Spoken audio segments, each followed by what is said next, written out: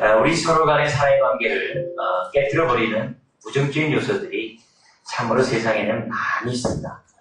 저는 그런 부정적인 요소를 고린도전서 13장에 나오는 그 사랑장에서 우리 한 7가지 그런 주제를 가지고 우리가 다루면서 우리들의 사랑의 관계가, 우리의 관계가 보다 더 회복되고 돈독해지기 원합니다. 왜 그러냐면 하나님의 구원의 역사는 단순히 우리 개인적인 구원으로 끝나는 것이 아니라 우리들이 합력해서 선을 이루고 사회적인 그런 구원까지도 내포되고 있기 때문에 우리의 구원을 방해하는 이런 부정적인 요소들을 다뤘으면 좋겠습니다.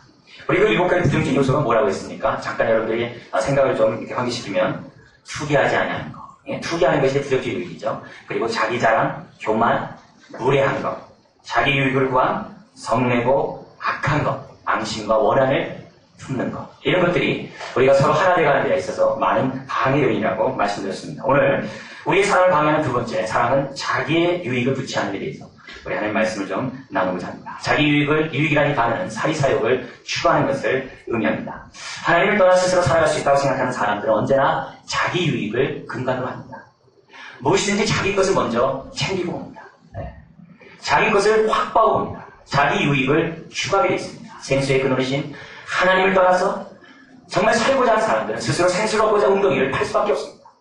자기의 웅덩이를 파고자 하는 것이 사람의 본능이라는 거죠. 노골적으로 자기 유익을 구하는 사람들도 있지만 은근히, 대체적으로 정말 은근히 은밀히 자기 유익들을 구하는 것을 보게 됩니다. 남이 나의 것을 챙겨주지 않는가 은근히 말하는 것도 다 여기에 속한다라고 말씀드릴 수가 있습니다. 이 땅에 살아가면서 참으로 부끄러운 것들 중에 하나는 자기의 사람을 챙기는 것입니다.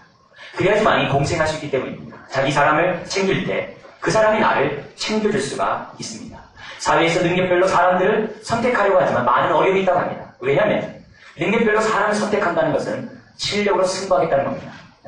그 내용 속에 자기의 기득권, 자기의 유익 또한 포기하는 것도 내포되어 있기 때문에 실력으로 사람들을 뽑고 실력으로 모든 것들을 한다는 것은 그만큼 위험을 이렇게 담보로 하고 있다고 합니다. 국가에서도 과거 제도와 같은 그런 것들을 통해서 인재들을 등용합니다. 그것이 좋습니다. 구습을 타파하고 참신한 인재를 통해서 국가를 혁신하려고 하는 그것은 좋은 의도입니다. 그러나 지도자가 자기 갱신 없이 자기 유익을 포기한 것 없이 그런 제도를 통해서 사람들을 등용한다고 한다면 그것은 또 하나의 세력이 될 수밖에 없을 것입니다. 최고의 지도자가 자기가 변하지 않고 자기의 유익을 구취하지 않는 그런 삶을 살지 않는 다음에 일어나는 일련의 그 모든 것들은 자기의 유익을 챙기는 것에 불과합니다. 그리고 또한 이 땅에서 부끄러운 모습 가운데 하나는 자기 몫을 챙기는 것입니다. 자기 몫을 챙기는 것입니다. 어떤 선한 일을 할 때도 떡고물이 있어야 돼요.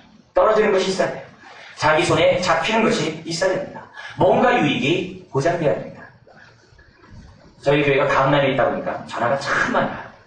굉장히 많이 옵니다. 그 내용은 무슨 전화겠어요? 예수 믿겠다는 전화가 아니라 잘 사는 교회에서 좀 도와달라는 전화. 참 많이 옵니다. 이 강남 수도에서 목회하다 보니까 굉장히 많이 전화 오고 목회자 이렇게 보면 어디서 목회하면 강남 수도에서 한다면요. 되게 부러워요. 굉장히 많이 부러워요. 목회자를 많이 만나고 있기 때문에 제가. 근데 얼마 전에 신문에 나왔던 것처럼 그렇게 선한 사업을 목적으로 하는 사람들이 얼마나 임을 많이 챙겼습니다. 정말 그런 것 때문에 선한 사람들이 정말 너무 고통스러운 거예요. 어떻게 보면 선한 사람들은요. 전화도 잘 안 하는 것 같아요. 전화도 잘 안 하는 것 같아요. 힘든 걸 그냥 감내하면서 사는 것 같아요. 제 1년 후배 중에 한 명이 오래전부터 중국에서 선교 사역을 했어요. 10년이 넘었어요. 한 13년 정도 사역을 했는데 그 사람한테는 성교비가 없어요. 성교비가 없어요. 그럼 뭐 가지고 하냐 그러면요. 중국 형제들이 실시일반 모아가지고서 같이 먹고 산다는 거예요. 같이 사니까 저 선교사 저런 죽겠다는 생각해가지고 옆에서 그냥 같이 그냥 밥 먹고 산다는 거예요. 내일에 들어가가지고 5년 만에 얼마 전에 전화가 왔어요. 잘 있냐? 자기 목소리 알아보겠냐? 그래서 가만히 있으니까 못 알아보니까 영역이 없다고 하면서 자기를 못 알아보냐고 하면서 5년 만에 했어요. 왜요? 연락도 끊고 그냥 내일에 들어가서 사람들 양육하고 있는 거예요. 어떤 선한 사업을 하면서 명분이 좋습니다. 그러나 그 동기가 불순한 게 너무 많아요. 수재의연금을 갖다가 그렇게 해가지고서 지방에 내려다 보내면 중앙에서 떼먹지만 내려보내면 그 제대로 되지 않은 것들이 그렇게 많대요.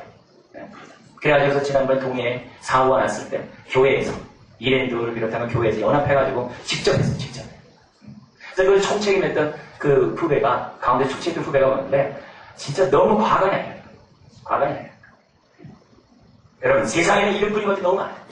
빗줄기에 살구리 너무 많아요. 아픈 그릇 두단데 그 배후에 검은 거래들이 얼마나 많은지 식물이 온통 그것을 일구하는 것을 봐요. 여러분, 우리는 꽉 쥔 손을 놔야 합니다. 손을 놓지 않으면 선한 일을 이루지 않습니다. 오히려 자기에게 해가 될 뿐입니다. 원숭이 잡는 법 중에 하나가 항아리에다가 이렇게 바나나를 딱 집어넣으면 됩니다. 근데 그 항아리 입구를 갖다 손 하나만 겨우 이렇게 딱 집어넣게끔 그렇게 구명을 이렇게 한 항아리를 사용하면 됩니다. 그럼 거기서 이제 이렇게 꺼내먹고 저렇게 꺼내먹고 이렇게 하다가 이제 손을 이제 딱 이렇게 잘 안 나오면 손을 집어넣어서 깨니까 하니까 그럼 딱 할 때 사람이 딱 보고 있다가 확 달려든다. 그러면 원숭이가 사람이 자기 잡으려면 어떻게 돼요?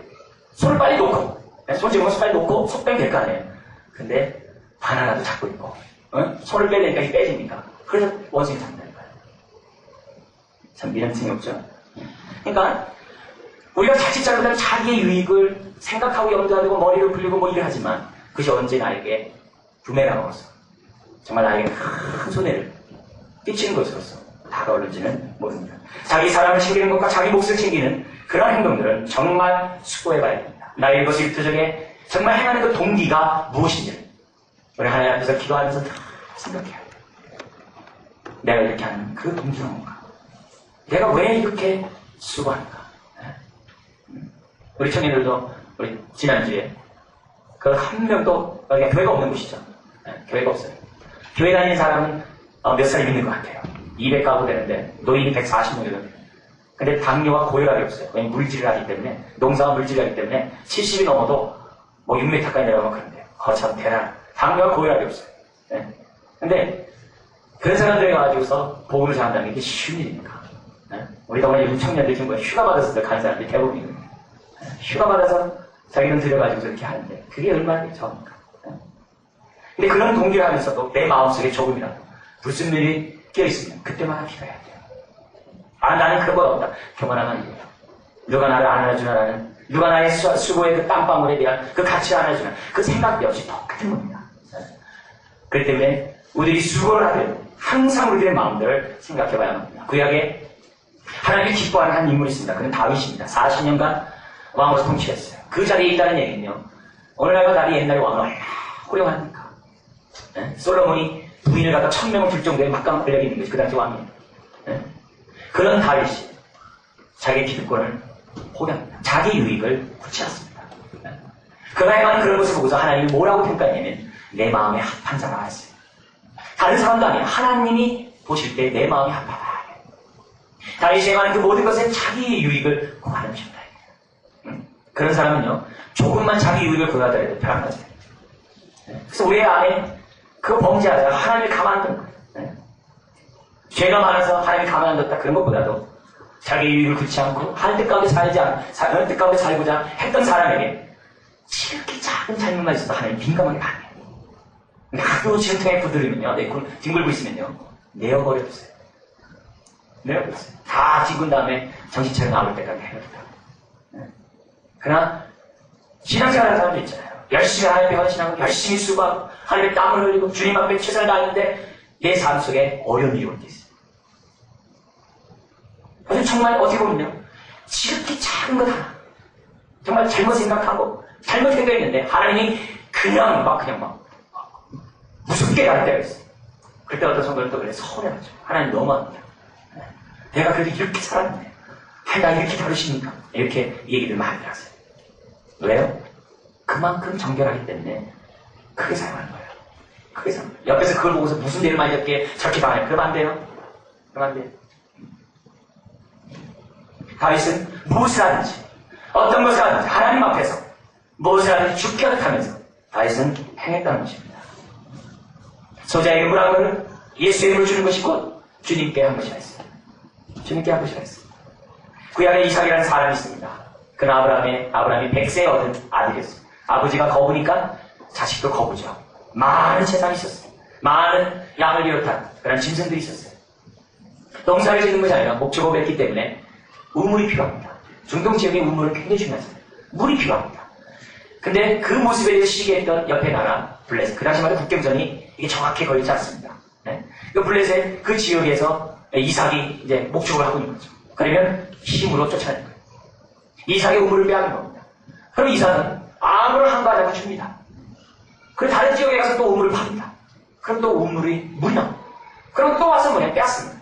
또 주고 갑니다. 그 또 팝니다. 우물을 판다는 것은요, 지금으로 말하는 로또 복권보다 더한 거예요. 네? 굉장한 일입니다. 확률적으로 이렇게. 근데 가는 곳마다 우물이 나오는 거예요. 그리고 점점 거부하는, 심지어는 어떻게 돼요? 기근을 다 당하고 있는데, 기근의 때 100배의 축복을 하나님께 받습니다. 그리고 나중에는 그 블레셋의 그 왕이 와서 용서를 구하고 화친을 하고 너희 하나님이 참된 하나님이다 고백하고 찬양하는 그런 일이 벌어지는 것을 보게 됩니다. 여러분, 자기의 유익을 구치하는 그 결과가 어떠한지 우리 분명해야 됩니다. 이삭은 하나님의 돌보심을 믿었습니다.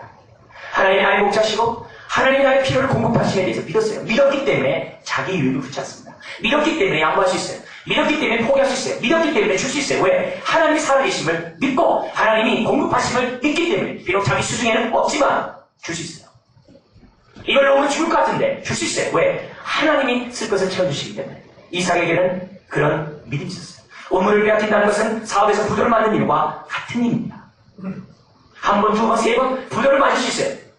근데 이삭은 믿었어요. 하나님이 공급해 주실 것을 믿었습니다. 여러분, 자기 유익을 구하지 않는다는 것은요, 자기 능력으로 살지 않겠다는 거예요. 자기 유익을 구하지 않는 것은 자기 힘으로 살지 않겠다는 거예요. 하나님이 공급해 주시고 하나님의 능력으로 살겠다는 것이 자기 유익을 구하는 거예요. 하나님의 능력을 거부하는 사람은 뭡니까? 자기 유익을 구하겠다는 거예요. 하나님의 힘을 더 입지 않겠다는 것은 자기 유익대로 살겠다는 거예요. 욕심은 부리지 않을지언정 자기 유익을 구하겠다는 거예요. 구하겠다는 거예요. 그래서 자기의 능력과 힘으로 사는 사람은 양보하지 않습니다. 자기의 것에 손해를 끼치면 용납하지 않습니다. 얼마나 무섭게 싸움하는지 몰라요. 네. 지금 우리 나라 보세요. 얼마나 무섭게 싸움하는지 몰라요. 마음의 여유가 없습니다. 비차 움켜잡으려고 합니다. 또는 남을 배려하고 남을 도와주고 남을 섬기고 남을 대접하는 일을 인색합니다.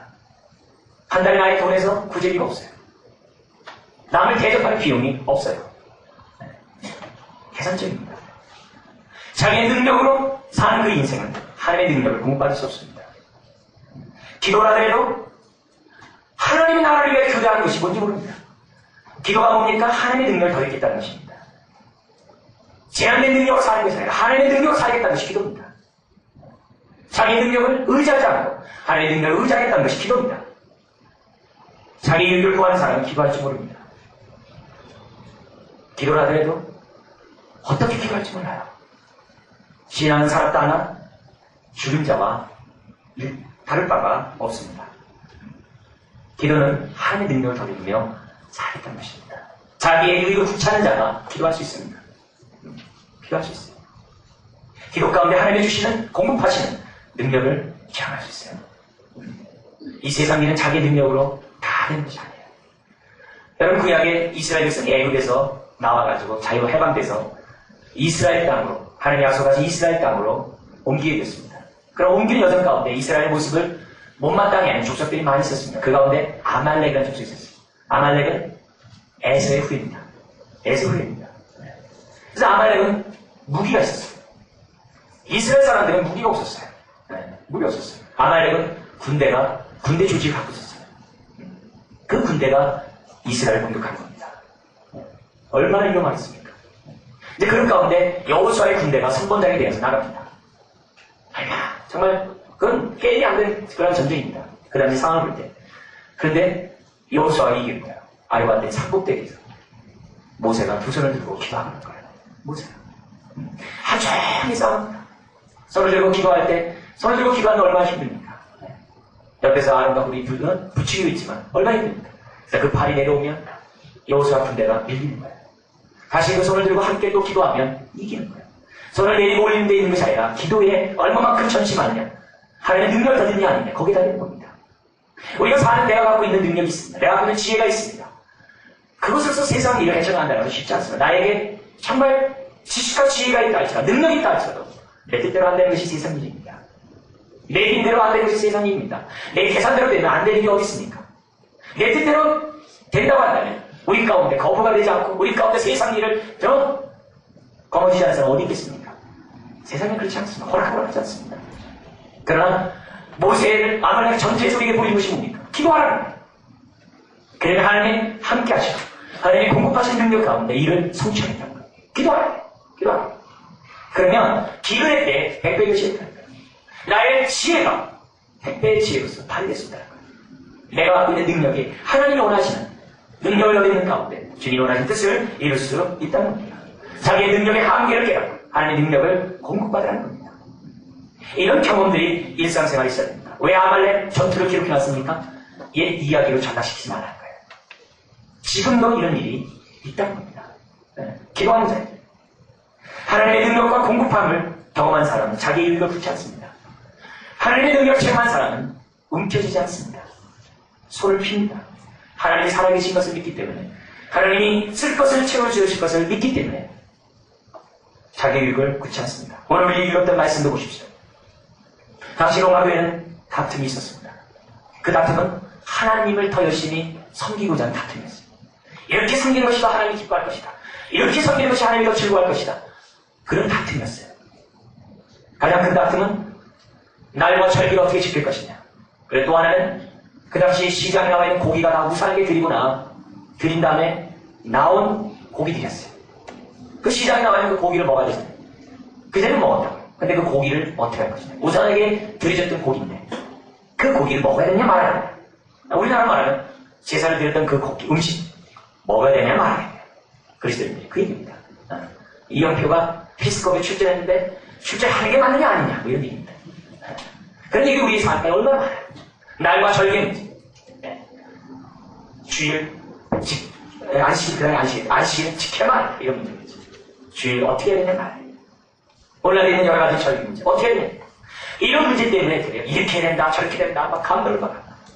그렇게 하는데 바울의 제가 볼 때 그것이 구원을 이루어가는 삶이 아니라는 거예요. 구원은 개인의 구원만 이루어가는 것이 아니라 함께 이루어가야 돼요. 네? 그게 교회론이거든요. 그게 성경이에요. 성경.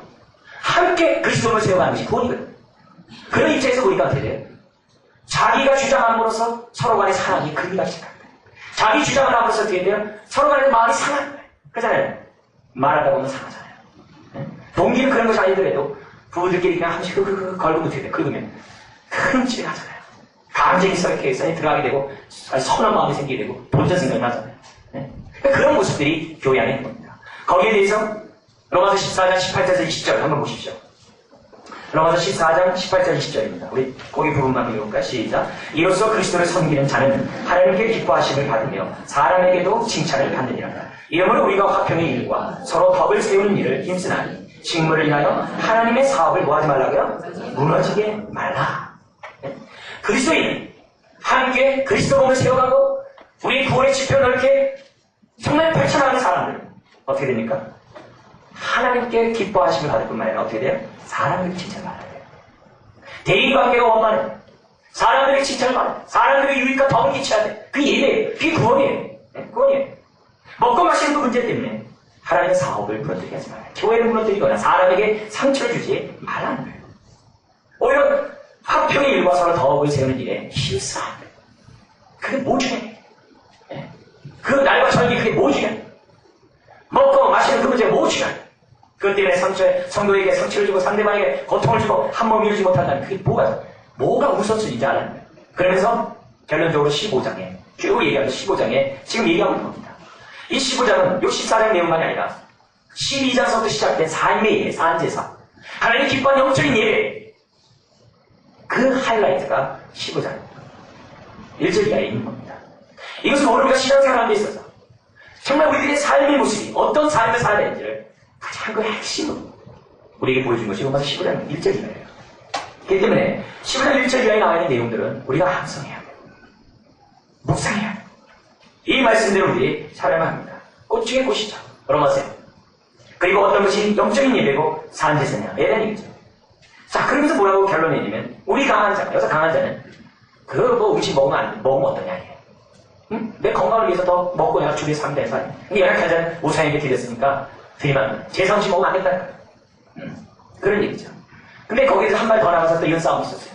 사람에게 내가 고기를 먹고 있는데 그런 거예요.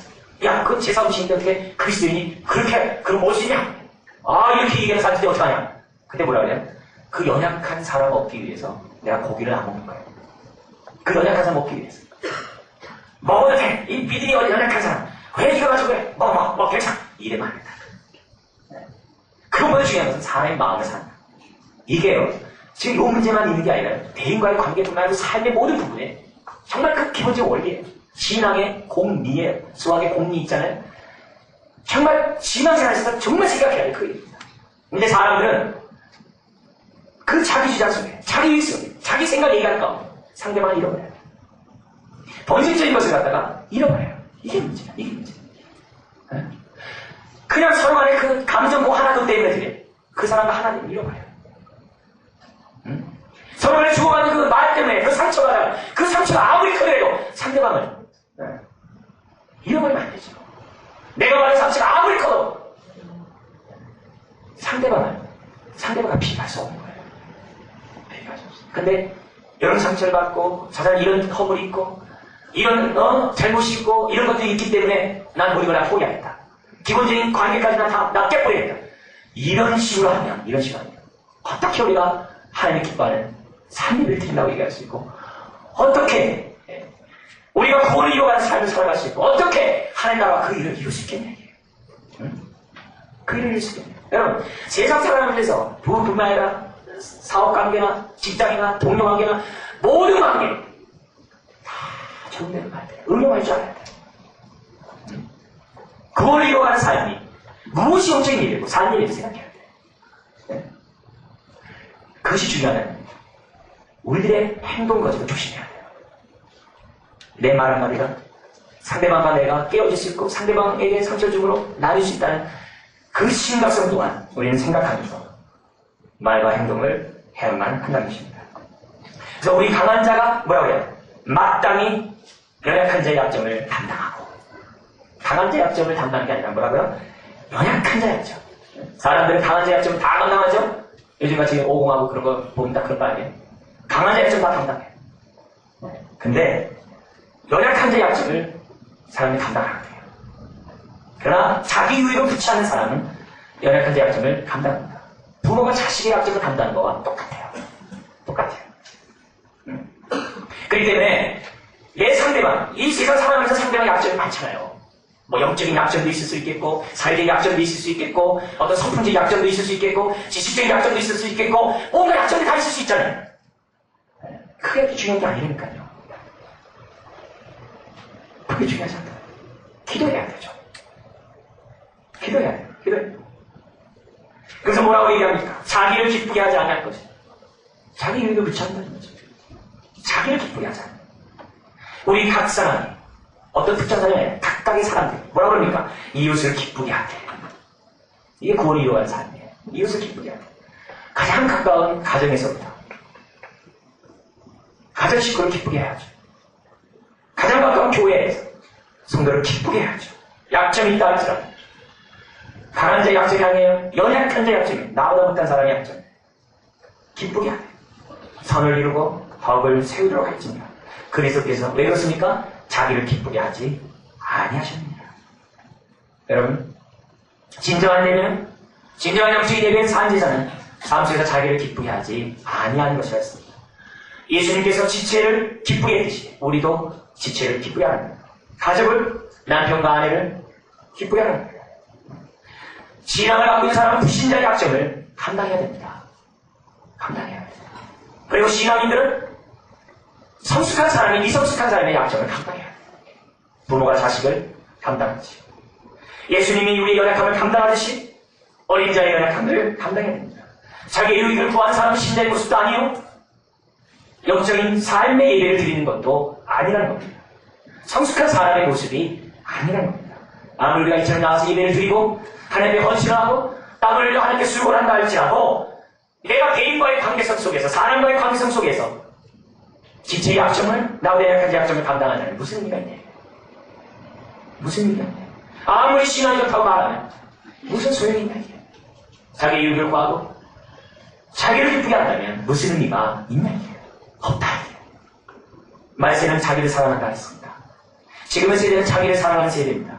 우리는 그런 분위기 속에 있습니다. 남들이 나 자기 것을 챙깁니다. 움켜잡습니다. 나를 만져보면 망할 것 같아요. 불안해요. 두렵습니다. 자기 것부터 챙겨놓습니다.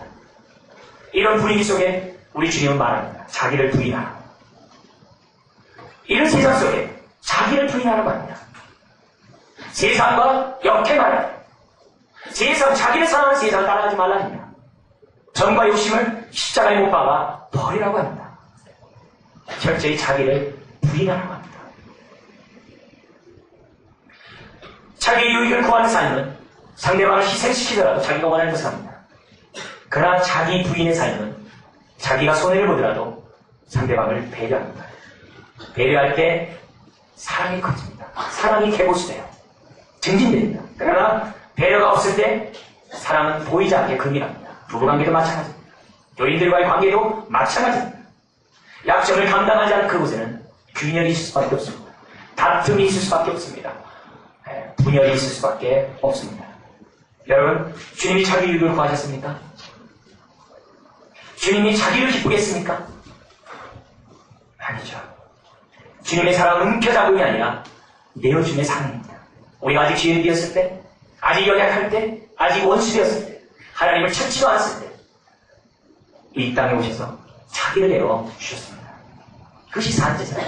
그것이 진정한 영적인 예배요. 진정한 자유요. 그것이 하나님이 원하시는 우리의 구원의 삶인 것입니다. 섬김과 배려는 받을 자격 있는 자에게만 주는 것이 아닙니다. 연약한 자, 약점을 갖고 있는 연약한 자에게 주는 것입니다.